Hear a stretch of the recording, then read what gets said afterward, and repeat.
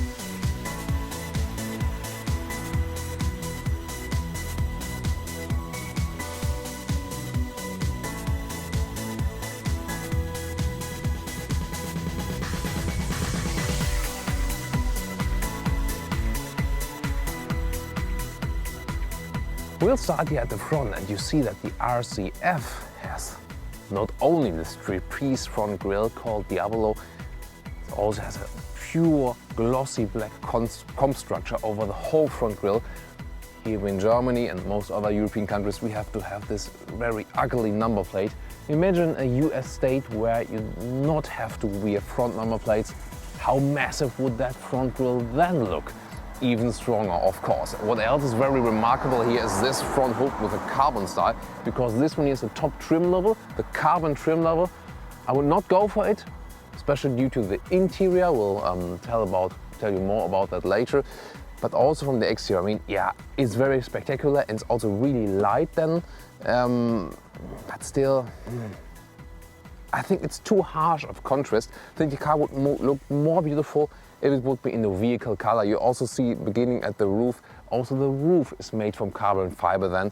It's just a show effect, but you pay a lot of extra money for it. And now look at the side profile of this 4.70 m long car, mid-size segment. And I mean, yeah, there are a lot of design lines. It's not what you would usually take from, a very beautiful design car with 1 or 2 design lines. This one here, the designers really had, let all that creativity play around, and I think that's also a remarkable thing. Usually I'm more into cars which have just 1 or 2 design lines, but in this case I must say this car is so spectacular that it still has a very unique feeling. And you see, for example, 19-inch alloys here. You have to be careful with them because they come out of the wheel really very much. Still winter tires, but it will be even worse with summer tires, so we have to pay attention to that design line here. Then some air outtakes here, big F logo, side profile, very strong and massive door handles that also fit to the design scheme. Very interesting. Of course, coupe, you don't have a frame above the window, very interesting. And then this very dramatic coupe ending of the car, really very sharp. Again, interesting, strong shoulders, the design dropping down, you see at the height of the door handles going all the way until the back of the car. And then the taillights pop out in a 3D style. Then we get to the rear of the car, which is yet again another wow effect with so many spectacular design lines. And as I said, those 3D popping out taillights. Yeah, we have 4 exhaust, 4 pipes below that, and they create, of course, a massive V8 sound. And also the rear wing in this carbon top trim level here is also from CFRP, carbon fiber reinforced plastics. This is a plastic carbon fiber compound. And of course, you can also pop out this. And I really want to hear your comments about the design, because I think that this design of the car will maybe split people in love or hate. I'm really looking forward to your comments about the design. I can activate the rear wing from the inside with a separate button, but it of course also pops out automatically if you drive at a certain higher speed.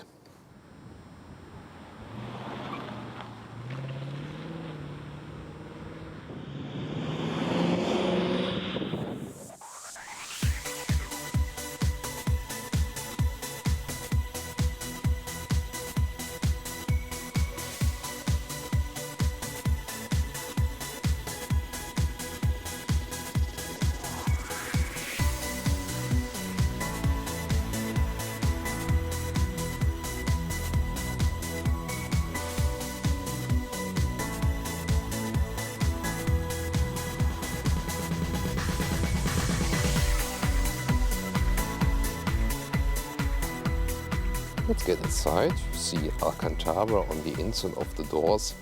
Really nice. We have the carbon trim level, as I've told you earlier, and that means also carbon covers. For example, here at the inside of the doors, aluminum Lexus entry cap here, also aluminum pedals, Lexus floor mats with the logo on that one. Those are here the sports seats, and as we are in the carbon trim level, they are also from real animal skin, and I would just advise you to go for the standard one also with the RCF, because then you have Alcantara on the inside and outside this new Lux faux leather.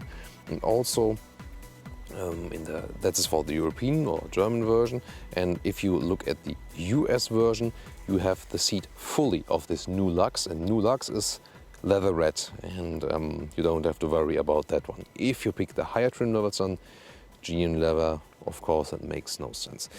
They have the perforated structure because you sweat on them and then can use the seat cooling. So steering wheel, very compact one, nice sporty style, also with blue and white contrast stitches on the inside. I really like that. And the rest of the cockpit, where it's also a little bit dramatic like the exterior, because we have a lot of different styles and forms. What I also like is the Alcantara cover on the middle console. That one also creates a cozy feeling, and the contrast stitch style, of course, here also in the seats are really great. They have a bucket style, but of course the seat belt is not going in there, but on the outside with a seat belt holder. Seat adjustment is right below here, front and back from left, back part, and this is here on the right part, the lumbar support. Now take a seat. And yeah, you do have to get in like in a sports car, but it's not as bad, isn't it? Those really truly built sports cars, because this one here is still based on a normal passenger car, and then it's quite okay also to get in and out. Those seats here offer you a lot of side support, also here in this region, and you feel a little bit caged in, but still the position is comfortable enough, I would say. However, I have experienced more comfortable seats, definitely. And you see also here with my head, when I move a little bit to the side, I'm touching the pillar here. Other than that, inside, this kind of headspace above my head, 1.86 meters in height, so you can compare that. Of course, a very sporty position. The windows also very slim. That is all set on this very sporty ride. If you were to get in the rear, you have to remove the seatbelt holder here. And then this one here is electronically sliding forward. That does work. But you see, you have hardly any space here in the front. Almost can do nothing with that one. So really just for tiny people or children, 2+2 seats, I would call that one definitely. And I mean, I can try to get in there, but it won't really make much sense if you have the seat as I would be driving. There it is. Yeah, well, it's a little cage here, hitting my head on the ceiling. Yeah, well, the seating position itself on the seat is comfortable enough if I do some Quasimodo action. And then the seat is going back and squishing me, and then the seat feels that I'm squished, especially in my foot, and goes in the front a little bit. Well, if the seat would be a little bit higher, that might be possible. Yeah, really more a car for two people. And what you can see here from the basic cockpit overview, we get a more horizontal scheme. You see the whole dashboard has a horizontal form, and we got different kinds of style. You can see some round structures, then some square ones, and I think they couldn't really decide what to go for. Or what do you think? Storage space is here very slim at the inside of the doors. Standard glove box, but well, not too much. Two beverages holders, they are adaptive, very nice. And then this middle armrest, there's a Wi-Fi spot in there. This one here, you can get this. And there are also two USB slots, right hidden here, and a 12-volt power supply. Taking a look at the digital instruments, this is the normal mode, and look out at those visualizations. If I go to the eco mode, where should help me to save some fuel. If I go back, that's really nice visualization. And then sport mode with the bigger RPM meter, and sport plus mode that draws back the stability control and also adds some sound.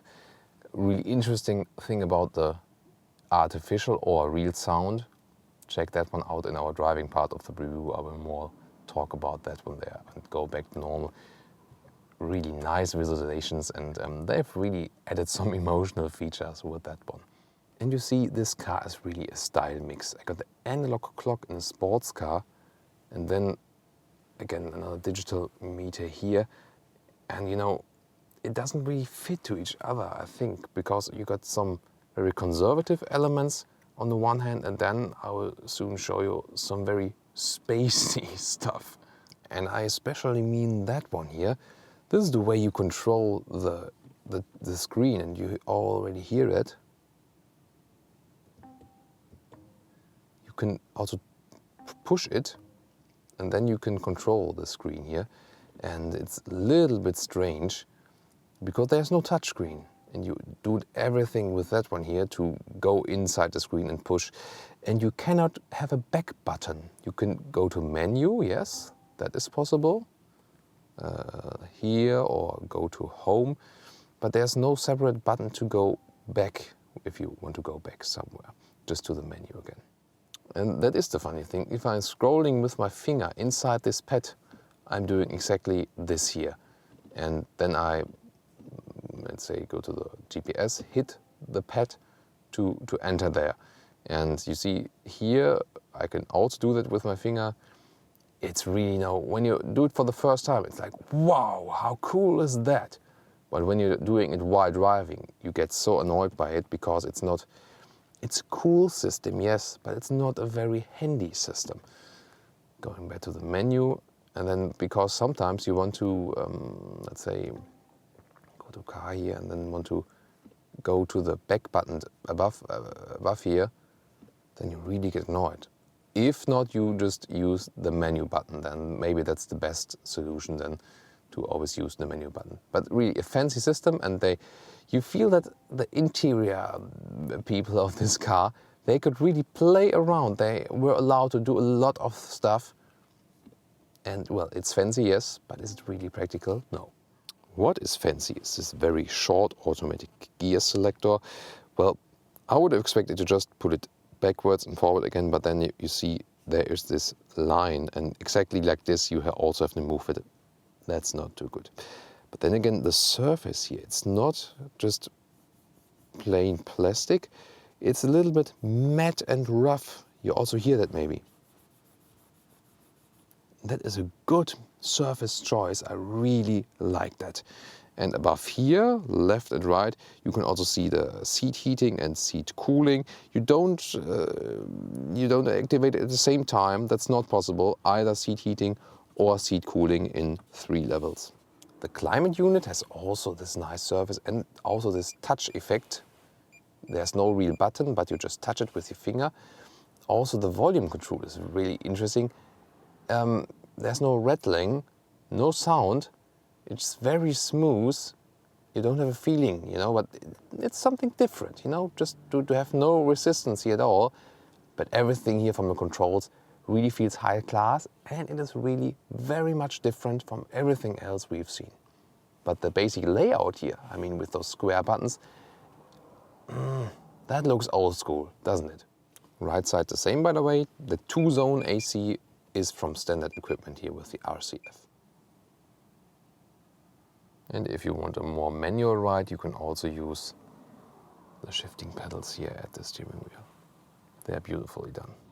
And the rear view camera, it has a good resolution, really good overview. The angle is also okay, so overall I think a good result for the rear view camera, definitely. And by the way, if you go forward, then again, haven't mentioned this is the consumption yet. Consumption, we can tell you here, will be, well, we played around with high-speed tests here, 16 liters, so if you leave that one out, you will probably land up with 13 or 14 liters. Let's open the trunk. You see, well, there's still a reasonable space. There's an open trolley here now. You see, riding to the airport won't be a problem. For a sports car, yeah, because it is still based on that sedan. And you also see there's a ski hatch. You can open it. If you then open it from the rear part, the middle armrest, then it is also open totally.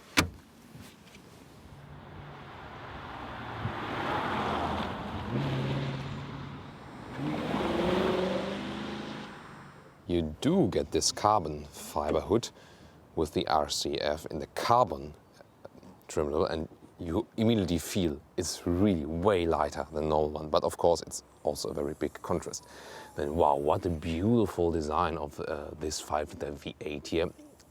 As I quite often say, I really like naturally aspirated engines when there has to be still a combustion engine, and that is a really nice thing.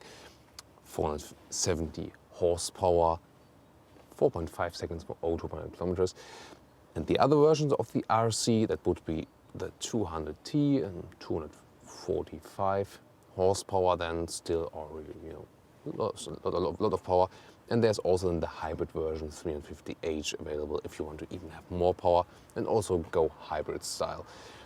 That also affects the price majorly, of course, because the normal RC version start at about 40,000 bucks in the US, 45,000 in Germany.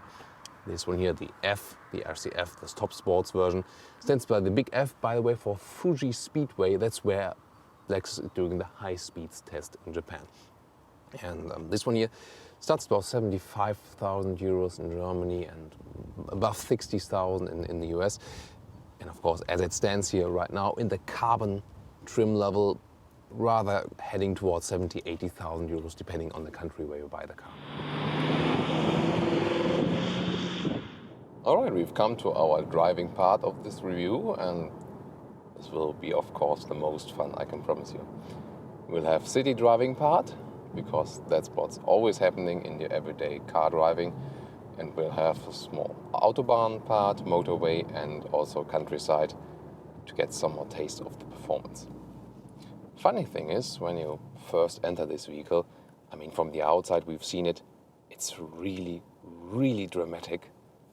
And you think, wow, what a sporty car. And I'm always checking out the reactions of just the pedestrians strolling around here. And this car is really like everyone, whoa, what is this? Haven't seen it. I mean, I have never seen this car here on the road. Never, ever. I mean, in the US, Lexus is selling more, so there are more vehicles of those on the road. But here in Germany, you hardly see a Lexus at all. And if you see one, maybe it's an IS or GS, but never an RC never ever an RCF. So definitely you get the looks, and that might be also one selling factor for this car, definitely. But the strange thing is, I mean, we've been testing a lot of sports cars, a lot of very dramatic sports cars as well, and some of the sports cars, they have the tendency to, let's say, scare you a little bit. You get into the cockpit and you get a little bit overwhelmed. You're sitting totally low and you think, oh wow, this is so powerful, but I just first have to get used to it, and you know, how can I handle this power? How can I have a good overview and so on? But here it's a little bit different, and that's a really funny thing, because when you sit down here, you have a lot of sporty elements, no question, but you don't get immediately overwhelmed. So you have rather a feeling than sitting in another Lexus sedan, or you know, we've also driven the Lexus NX, the compact SUV. You have rather a cozy feeling, and I think that's a very good thing, because this car doesn't overwhelm you, even if there are 470 horsepower beneath the hood, this V8, and you had this sporty seats and carbon elements and also a very sporty cockpit, and you do sit low, but still you are not overwhelmed. Let's overtake those here, and then we can do some traffic light racing as far as the speed limit is allowing that, of course. So the first thing is, I really feel cozy in this car, and let's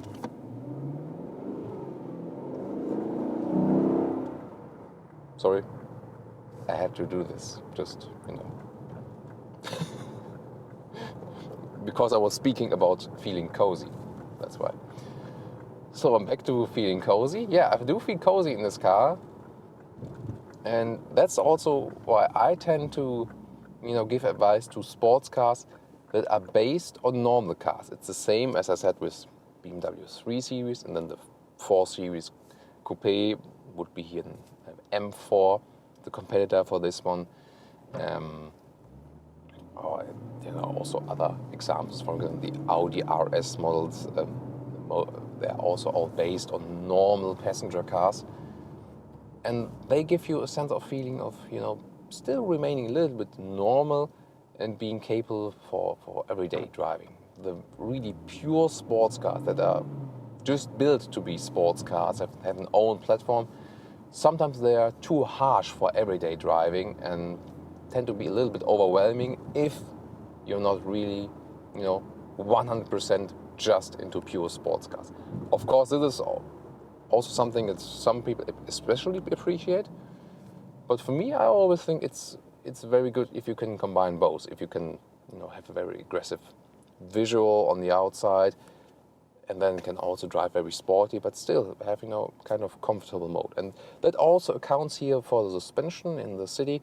You can drive it comfortable, and I'm in a normal mode right now. We have the driving mode selector I've shown you earlier. If I just push, I'm in a normal mode that also is displayed here in the front display.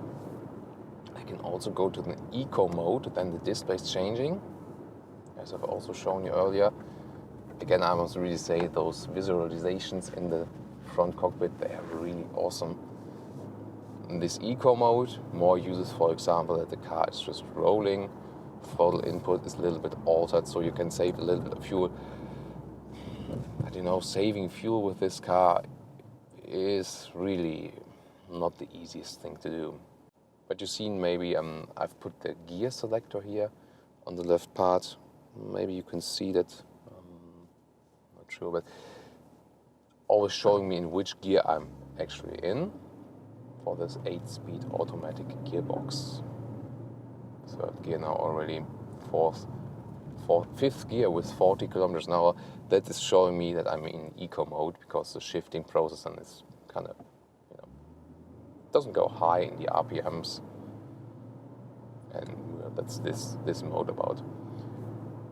Getting back to the normal mode, and you hear something of the V8 already, and I like naturally aspirated engines.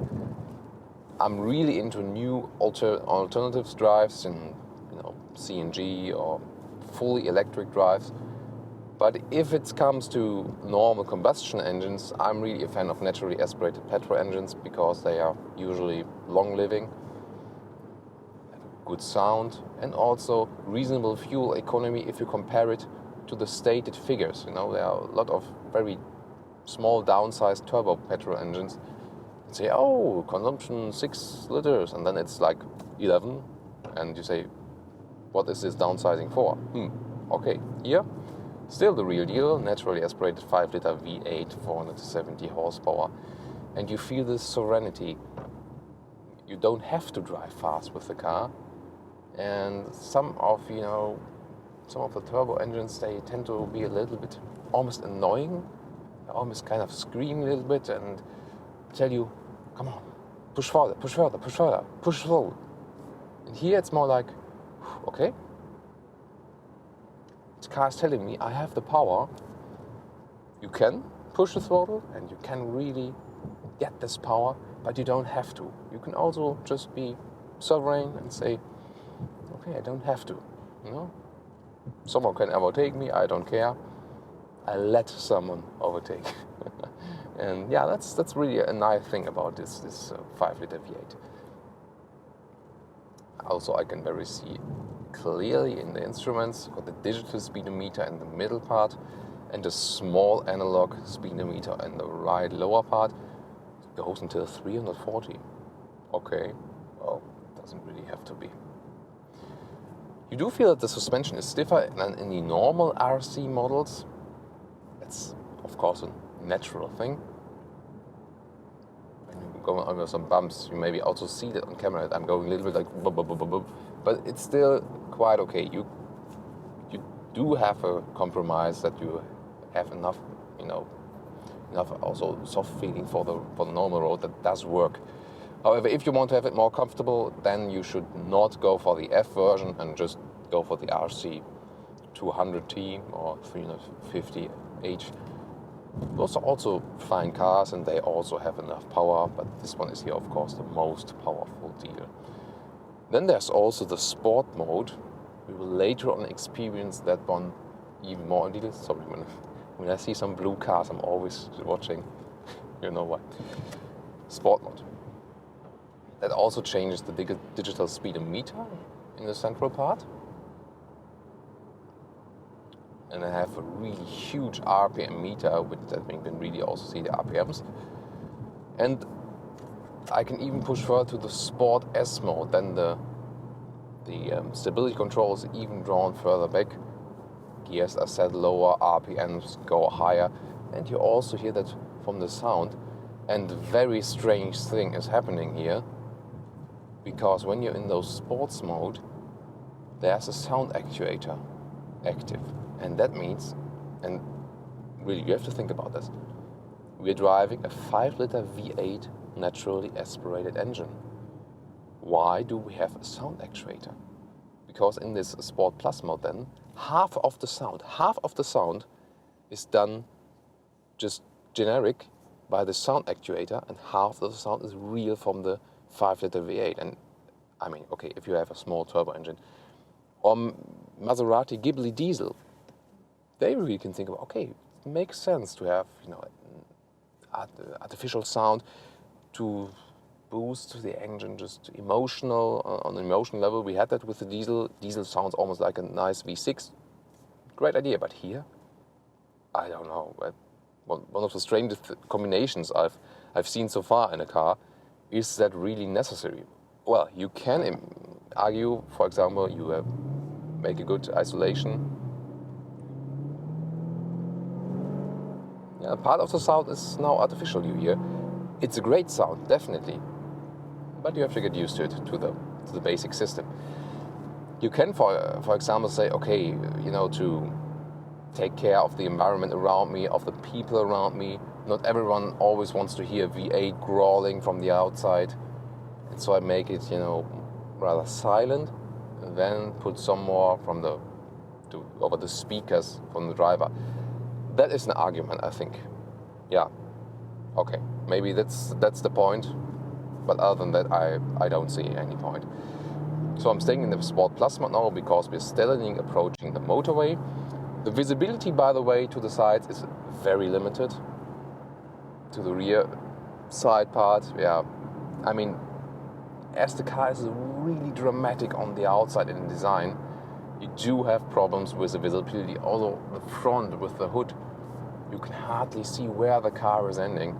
So that's maybe one of the worst part of that car. But if you look at it from the outside, you can really guess that this is one of the negative effects of such a dramatic design. So now we're getting close to the motorway. Wow, sounds actually quite great. So if you're just taking it for the sound and don't know it's, you know, artificial, yeah, maybe we don't have to criticize it that much anymore, because that is really creating some fun. One remarkable thing is, by the way, about the mirrors. If I'm looking in the normal back mirror, it's frameless. That's a very nice design highlight. And the side mirrors, they, you know, maybe they're adapted for really harsh sunlight, because they have a little bit of a tone inside, and a little bit darker than the normal light surrounding. It might help you when it's really sunny. I'm not sure how it is at night. We'll have to investigate that one further, but just a remarkable thing. So I would say 70 to 100 or something like that. Let's push the throttle and hear the sound. Oh my god. Hell. Okay. So the sound actuator is working, and the V8 is working as well. Wow. We also have part of the Autobahn where we have, you know, you can even push the throttle further. So stay tuned, we'll soon get to that one. By the way, the turning indicator, if I set that one, it's really nice, because it's very, very silent, not too, you know, some of the cars, they tend to sound cheap because the turning indicators sound cheap. And here's the really little, again, very, very sovereign sound. Hardly can hear the sound sometimes. When I'm just rolling here on the motorway, I can also press the normal button, go to normal mode, relax a little bit, car shifts up, and then I can also use the cruise control. Set it down here on the lever at the steering wheel, set a separate lever at the steering wheel. It's also maintaining the speed to the car in front of me, and I can really relax. This ACC is really nice for long Autobahn drives, no question. When you're driving a little bit further, by the way, those special sport seats, I quite often say that sport seats in general are not bad, you know, also for tall people. They sometimes offer more side support and also are better if you're a little bit taller. But the second option than the sport seats, or sometimes the sports seats, bucket seats sometimes called as well, those tend to be less comfortable. And I think this is the case here as well. So seat-wise, I would maybe go with the standard versions of the RC. Well, I've experienced worse seats, but you know, maybe in the lower back parts you can also set this lumbar support as I showed you earlier. You have to really find your best setup to ride here. And funny thing here again, when I set to the normal mode, I can really have a relaxed drive, and that's also combined again, as we have the same platform on the IS. It's kind of the basis as a normal sedan, and therefore it's also good just on normal road drive and motorway driving. And I really like that I can change from driving calmly and still have a power reserve to really push the issue. 4.5 seconds from 0 to 100 kilometers or 0 to 60 miles an hour. That's a really strong effect. But there you also see, I mean, we recently had the Audi S3 sedan, compact class car, one segment below that one here. And I mean, lower in price, of course, as well. But that one also had about 5 seconds from 0 to 100 kilometers with a 2-liter turbo. That means, that shows you this very huge engines, they also add a lot of weight, and so you don't necessarily need them to have the really, really huge boost in power just to get a good acceleration. Most of the times it's also about just weight and how fast you can really push the issue. So, I would say this was the cruise control motorway part. We'll get off the motorway now and then we'll go on the motorway again, but I want to speed. So when we reduce the speed, that we can really hammer the throttle. And I think you can also see the speed in the middle one. And we also have a nice auto 100 acceleration. Let's see how we can go further. I will already set the car in the Sport Plus mode. I can also turn off the EC. There it is, TRC off. But you know what for? I mean, when you're accelerating really hard, it's most of the time better to let the stability control in, because if you have too much wheel spin, it's not good for your acceleration. It even slows you down. And I mean, always when we're on public roads, we just leave that one in just for security reasons. If you're on a wide open parking lot or a racetrack, you can deactivate and play around a little bit, but you know, Autogefühl is always about safety first then as well. So now I'm going on the motorway again. Then we can really hear the sound and also experience more of the acceleration, because that's of course what the car is all about. Really like the big RPM meter, of course digital instruments, we have to get used to them. So looking behind. We'll go very fast now, we'll let the motorbike drive past and another car. Okay, let's go.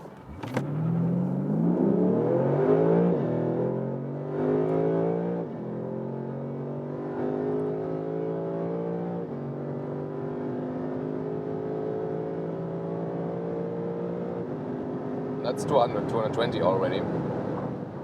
That's enough, I would say. Wow.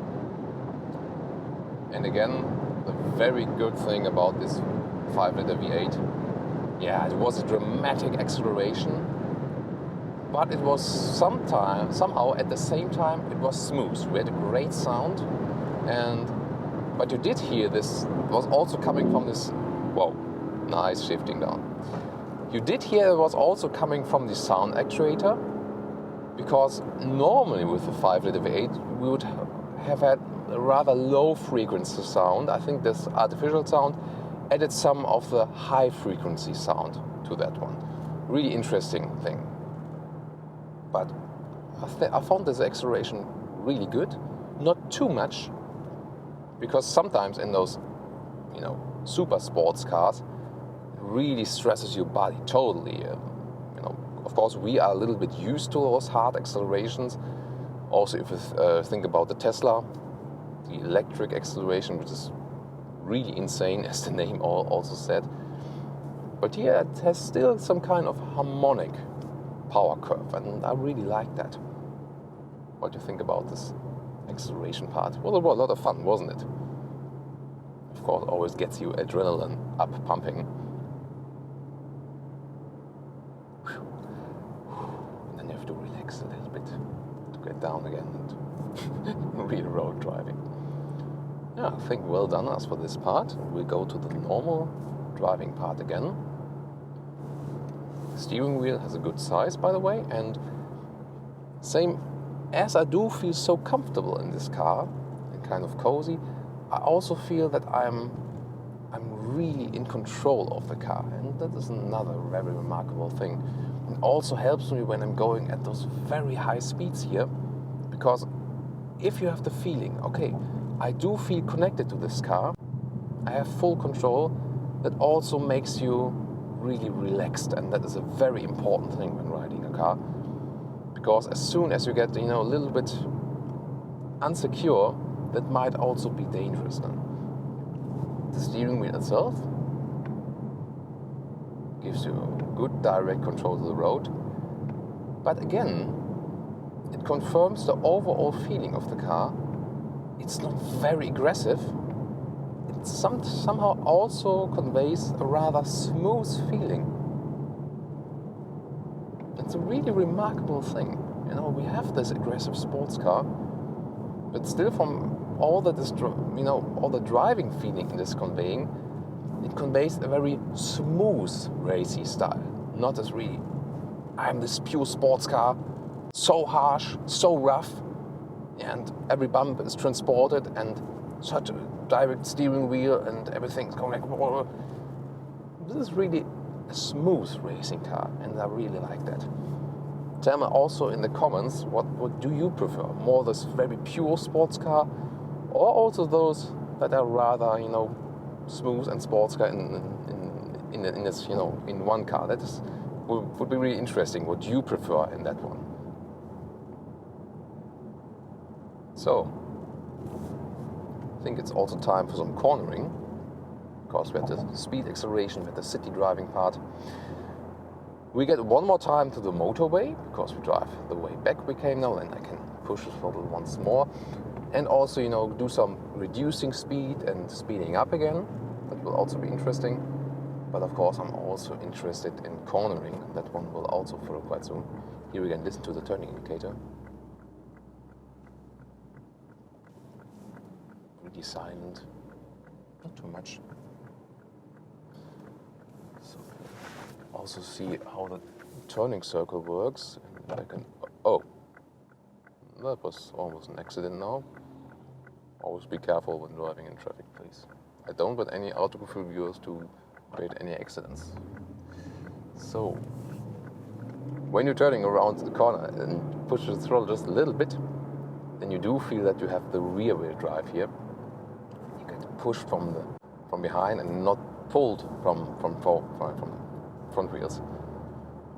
Especially also when you're in the Sport Plus mode, then the electronic stability control is drawn back a little bit and the wheels have a little bit more play in the rear. It's also a very nice thing. Sound insulation. They've really worked on that one. That is what's one of the main premises they had there, and I think if you hear on the sides, it's really silent. Even if we had this very hard acceleration, we were driving 200 kilometers an hour, I didn't have to raise my voice that loud that you can still very well hear me. So sound insulation wise, really very well done. And I think if I compare some other mid-size segment cars, I think it's also ahead of most of the other competitors, except for the all-new Audi A4. That one really sets standards also as for sound insulation. But the other competitors, I think that one here really beat them as for the sound insulation. So that one is also really well done. Maybe if you sometimes hear some rattling sounds, that's from our camera and light equipment and stuff. So you don't have to take that one into account, because with all the holders and stuff that they can create some small sounds sometimes. I'm really amazed always by the turning indicator. It's just the turning indicator relaxes me a little bit. Very interesting thing. However, we've talked about it in the interior review. When I want to control something from the GPS, that's really annoying. I don't want to do it on driving because it's really distracting. Let me go to the Sport Plus mode again, because that was this magical German Autobahn sign, the gray sign with the jagged structure there, something like that, or those lines coming from the right. That means unlimited speed. It does happen sometimes. So, let's go.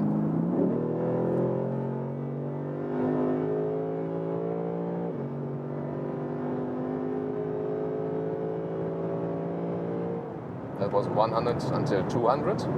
So even in that region, wow, great performance. And again, good sound insulation. And the stability of the car. I'm driving 170 now, switching to the right lane. Really stable. Total control of the car. Other lane again. Wow, what a reaction also. And there's no tilting of the car. And most of the times you only have no tilting of the car when it's super stiff and uncomfortable. But here, it's not too uncomfortable, but still you can reduce the tilting very much. And I really like that. So speed limit 100. You see, that's it about the unlimited speed limit already here. And therefore we will also get off the motorway, and now we'll have some fun in the corners. Stay in the Sport Plus mode as well. There you can also see the RPM meter. That one is nice when you're just gently on the gas.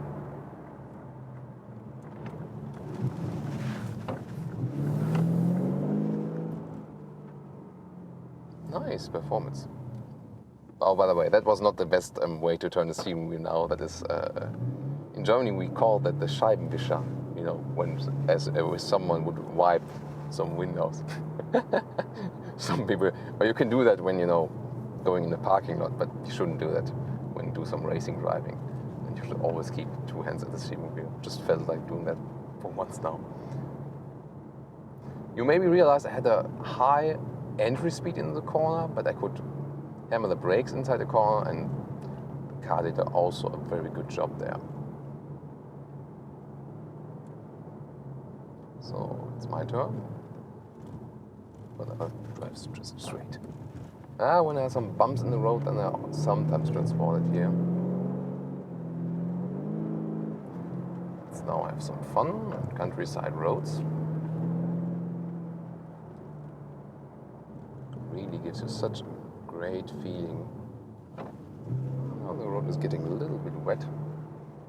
Be more careful then.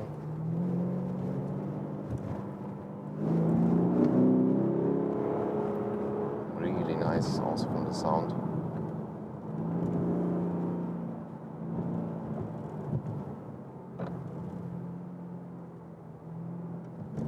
Okay, there's a dog. Always when there's a dog we have to be especially careful. Let's go to the normal mode and you won't be scared. Oh, so sweet. So, and back to the Sport Plus mode.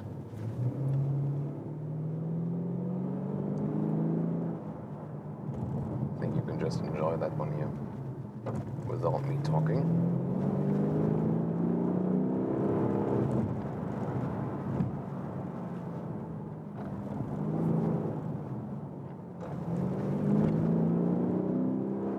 Seen a recording from Rally Monte Carlo 2016 yesterday. Feeling a little bit like Sebastian Ogier now. Wow. Torque vectoring is also active, and I feel it because I'm really pulled into the corners a little bit. Torque vectoring, you know, then the inside wheel of the curve is a little bit reduced from the torque. It won't push the car around in the corner.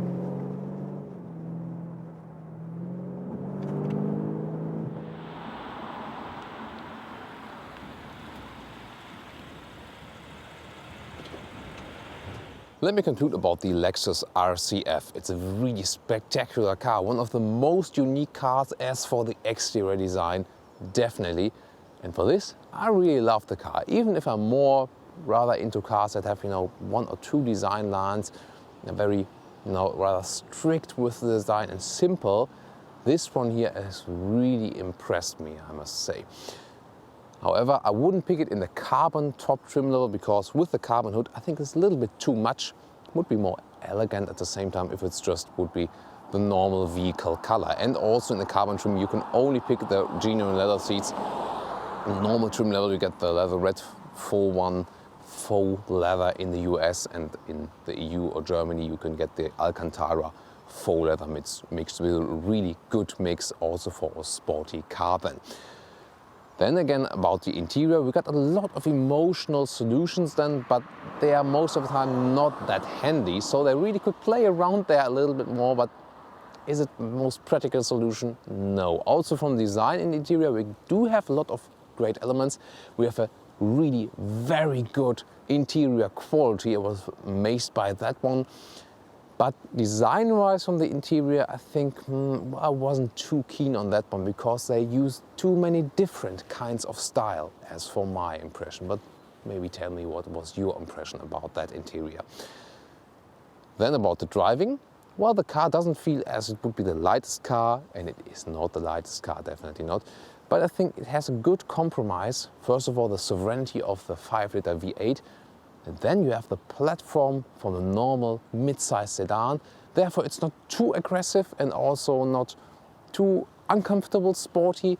You have kind of both. You can drive it like a comfortable sedan, of course a little bit firmer from the suspension, but then you can really, let everything out of the car, push the throttle really hard and have a nice sporty ride. You've seen the acceleration as well, that was very impressive. And so overall, I think it's a very good sports car if you want to have something very unique. But if you not want to have this pure sports car feeling where everything is too rough, because this car, what was the most remarkable thing, although it's too aggressive from the outside, it has this massive engine, it still conveys a kind of cozy feeling on the inside. And that is the most remarkable thing about this story today, about this car, the Lexus RC F. I hope you enjoyed our review. I did really much enjoy doing it together with you, and I hope to see you at the next Autogefühl episode. Thanks for watching.